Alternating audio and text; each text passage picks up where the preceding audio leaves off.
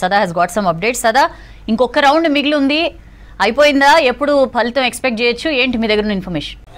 ఇక చివరి రౌండ్ మాత్రమే మిగిలింది. ఈ చివరి రౌండ్ కూడా ప్రతి రౌండ్ లో 42 ఈవీఎంలో లెక్క పెడితే చివరి రౌండ్ లో మాత్రం కేవలం 29 మాత్రమే మిగిలాయి. సో ఈ 29 ఈవీఎంలు 29 పోలింగ్ స్టేషన్లకు సంబంధించి అవి కూడా ఎర్రగడ్డకు సంబంధించి ఉన్నాయి. సో అవి కూడా కాసేపటి తర్వాత రిజల్ట్స్ వచ్చే అవకాశం ఉంది. సో ఇంకొక హార్డ్లీ 5 to 10 minutes లో ఆ రౌండ్ కు, ఫైనల్ రౌండ్ కు సంబంధించిన రిజల్ట్స్ వస్తుంది. దాని తర్వాత ఓవరాల్ గా ఎంత మెజార్టీ తోటి గెలిచాడనేది మనకైతే తెలియబోతుంది. సో ఇప్పటి వరకు అన్అఫీషియల్ గా అయితే 25,000 మెజార్టీ అని చెప్తున్నారు. కానీ 9 rounds కంప్లీట్ అయ్యే వరకు 23,615 ఓట్ల మెజారిటీ తోటి లీడింగ్ తోటి నవీన్ యాదవ్ అయితే ఉన్నారు. సో మరి కాసేపట్లో టోటల్ లీడింగ్ ఎంత, మొత్తం ఎన్ని ఓట్ల లీడ్ తోటి గెలిచాడనేది మరి కాసేపట్లో తెలుస్తుంది. సో ఇప్పటి వరకు జరిగిన ఇక్కడ జూబ్లీ హిల్స్ కి సంబంధించి ఇప్పటి వరకు జరిగిన ఎన్నికలు అన్ని చూస్తే 2009లో జూబ్లీ హిల్స్ నియోజకవర్గం ఏర్పడింది. సో అప్పటి వరకు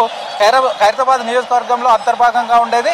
ఆ తర్వాత 2009లో ఈ నియోజకవర్గం ఏర్పడ్డప్పుడు కాంగ్రెస్ నుంచి విష్ణువర్ధన్ రెడ్డి, పీజేఆర్ తనయుడు విష్ణువర్ధన్ రెడ్డి 21,000 మెజార్టీ తోటి గెలిచాడు. సో ఆ తర్వాత 2014లో 2018లో ఇటు మాగంటి గోపినాథ్ 9,000 మెజార్టీ తోటి గెలిచాడు. ఆ తర్వాత 2023లో 14,000 మెజార్టీతో గెలిచాడు. సో ఇప్పుడు ఈ ఉన్న మెజార్టీలన్నిటి కూడా తలదన్నుకొని వాటన్నిటి కూడా క్రాస్ చేసుకొని 9 rounds కంప్లీట్ అయ్యే వరకే 23,615 ఓట్ల మెజార్టీ తోటి నవీన్ యాదవ్ ఉన్నాడు. సో విన్ అయితే లాస్ట్ రౌండ్ లో కూడా మరింత, అది కూడా ఎర్రగడ్డ కాబట్టి అటు కాంగ్రెస్ కే ఎడ్జ్ ఉంటుందని చెప్తున్నారు. సో మరింత ఆల్మోస్ట్ 25,000కి చేరువలో అంత మెజార్టీ తోటి గెలిచే అవకాశాలు ఉన్నాయని కాంగ్రెస్ పార్టీకి సంబంధించిన ఇటు నేతలు చెప్తున్నారు. ఇక మరోవైపు మరి కాసేపట్లో ఇప్పుడు ఇటు అనౌన్స్మెంట్ చేయబోతున్నారు. అనౌన్స్మెంట్ అయిన తర్వాత ఇప్పటికే బీజేపీ అభ్యర్థి లంకల దీపక్ రెడ్డి బయటికి వెళ్ళిపోయాడు. ఇటు బీఆర్ఎస్ కు సంబంధించిన అభ్యర్థి లోపలే ఉంది. వాళ్ళ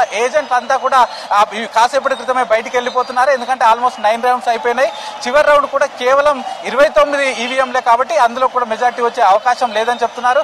ఎందుకంటే ఫస్ట్ రౌండ్ నుంచి చూసుకుంటే, ఫస్ట్ రౌండే కాదు బ్యాలెట్ ఓట్ల నుంచి చూసుకుంటే కూడా కాంగ్రెస్ లీడింగ్ లో ఉంది. బ్యాలెట్ ఓట్లలో లీడింగ్ ఉంది.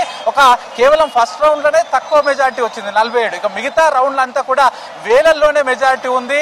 9 rounds కంప్లీట్ అయ్యే వరకు 23,600 పైచలకు మెజార్టీ తోటి కంటిన్యూ అవుతుంది. కాబట్టి అందరూ ఇప్పటికే బీఆర్ఎస్ ఏజెంట్లు అంతా కూడా వెళ్ళిపోతున్నారు. బీఆర్ఎస్ ఏజెంట్లలో ఇటు మాజీ ఎమ్మెల్యేలు ఉన్నారు, మాజీ కార్పొరేషన్ చైర్మన్లు ఉన్నారు. సో వాళ్ళంతా వచ్చారు ఏజెంట్లుగా.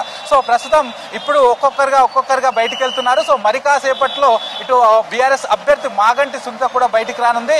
సో వన్స్ 10 rounds కంప్లీట్ అయిపోయిన తర్వాత అఫీషియల్ గా అనౌన్స్ చేసిన తర్వాత ఆమె సిగ్నేచర్ తీసుకొని ఆమెను కూడా బయటికి పంపించేస్తారు. సో అది అయిపోయిన తర్వాత అధికారులు సో మొత్తం ప్రాసెస్ అంతా కంప్లీట్ చేసి నవీన్ యాదవ్ కి కాంగ్రెస్ తరఫున గెలిచినట్లు సర్టిఫికేట్ ఇవ్వనున్నారు. సో దానికి ఒక 1 hour పాటు టైం పట్టే అవకాశం ఉంది. సో ఇంకొక 5 to 10 minutes లో అఫీషియల్ గా రిజల్ట్స్ బయటకు వస్తుంది. ఆ తర్వాత ఒక 1 hour లో నవీన్ యాదవ్ అఫీషియల్ గా గెలిచినట్టు సర్టిఫికేట్ కూడా ఇస్తారు. సో ఈ మొత్తం జూబ్లీహిల్స్ కు సంబంధించి చూస్తే అసలు ముందుగా ఉన్నటువంటి అటు ఎలక్షన్స్ కు ఒక వారం రోజుల ముందు కొన్ని సర్వేలు వచ్చాయి, కేకే సర్వే కానీ ఇతర సర్వేలు కానీ.